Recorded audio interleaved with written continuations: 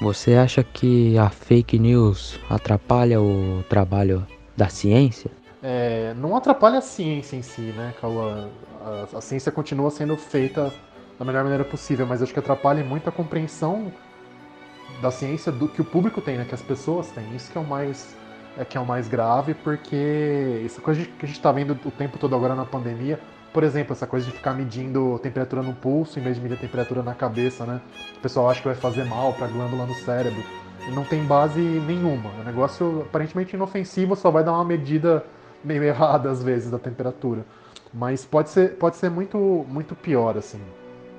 Porque as pessoas, em vez de procurarem a informação correta e agir com base na informação correta, elas ficam presas em boatos que circulam na internet, né? Principalmente o WhatsApp hoje em dia. Então, a dica principal, assim, é sempre tente checar a informação que você está recebendo, né? Se você não sabe exatamente quem falou, onde falou, que maneira aquilo foi passado, se é só alguém encaminhando uma coisa do nada numa rede social, no WhatsApp, cara, desconfia, não cai nessa, porque o resultado pode ser muito pior. Nesse mundo, com a difícil realidade, a ficção científica pode ajudar a desviar-nos um pouco das dificuldades? É engraçado isso, né? Nem sempre a ficção científica tira a gente da realidade difícil. Às vezes ela é feita justamente para pensar a gravidade da situação que a gente está, né? As distopias, né? As histórias pós-apocalípticas, né? Tipo 1984, ou mesmo Jogos Vorazes, ou o Conto da Aia, que fez muito sucesso esses tempos. Tantas outras, né? Mad Max, elas na verdade fazem a gente mergulhar diretamente nas coisas terríveis que a gente tem hoje e até piorando um pouco, ou até muito a situação em relação ao que a gente tem hoje. Acho que o papel, seja da ficção científica, seja da fantasia, né, coisas tipo Senhor dos Anéis, não é fazer a gente fugir, mas de repente mostrar alternativas, mostrar que mesmo diante de ameaças terríveis, a gente não é impotente, a gente tem o dever e a capacidade de repensar a nossa vida, o nosso mundo e tentar fazer alguma coisa. Acho que isso é o mais importante desses gêneros e mostrar também tanto as ameaças que existem hoje, o que vai acontecer se elas forem multiplicadas ou mesmo o potencial do que a gente pode fazer de bom também, eu acho. Mesmo com o avanço das tecnologias, como que teorias como a da Terra plana ganham adeptos? Cara, essa pergunta realmente é muito complicada. Existem duas razões aí, eu acho.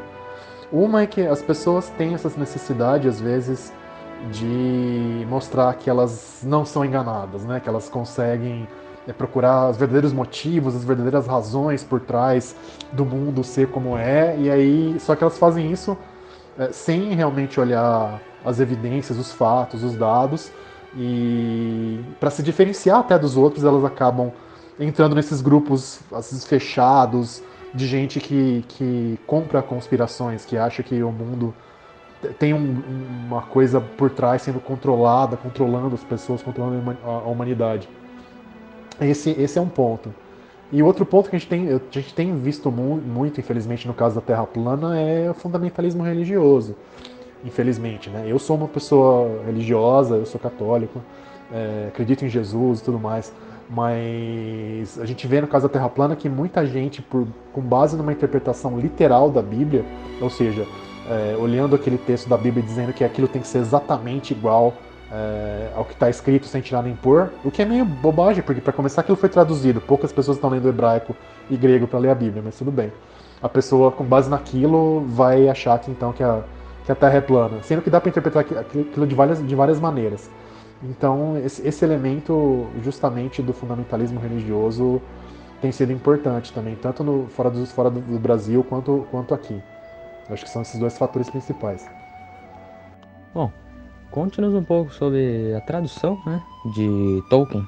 Falar um pouquinho do meu trabalho com a tradução do Tolkien, então, é super legal, uma das coisas que eu estou mais me divertindo, mais tendo prazer e alegria de fazer, assim, disparado, que é, em alguns casos, retraduzir, né, traduzir de novo, livros que já existiam em português, como O Hobbit e o Silmarillion, que são bem clássicos do Tolkien e tal, mas que a gente achava que a gente poderia melhorar, poderia fazer uma coisa com uma linguagem mais próxima do que o Tolkien usava no original, principalmente no caso do Silmarillion, que é uma linguagem bem medieval, assim, ou talvez lá do Renascimento. Quem lê o Camões, por exemplo, em português, tem um pouco da ideia do que eu me inspirei para fazer. E tem muito livro dele que não tem em português ainda e a gente quer trazer para as pessoas.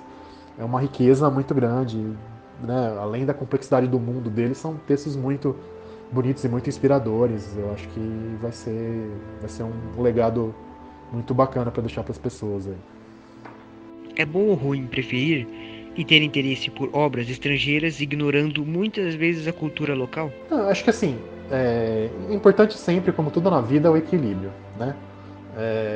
Você valorizar um autor estrangeiro não quer dizer que você está desvalorizando a sua língua original, a sua cultura, o seu povo, porque seja na literatura, seja na própria ciência também, o mais importante não é você ficar só com o estrangeiro ou só com a sua cultura local, mas você saber fundir as duas coisas, você saber absorver influências, absorver ideias, para enriquecer o que você tem e depois poder mandar o que você tem para fora, né? Então, as duas coisas têm que caminhar juntas, e a hora que você olha para as literaturas, pelo menos de línguas europeias como a nossa, né? Tudo está muito conectado, tudo está muito dialoga, tá muito próximo, embora as coisas aconteçam em ritmos diferentes. Então, eu acho que é bom você ter um pé em cada canoa e saber navegar pela nossa cultura e pela cultura estrangeira com a mesma desenvoltura. Isso não desvaloriza a sua cultura local, mas enriquece e ajuda ela a falar com um mundo muito maior que está aí fora, né? Acho que é por aí.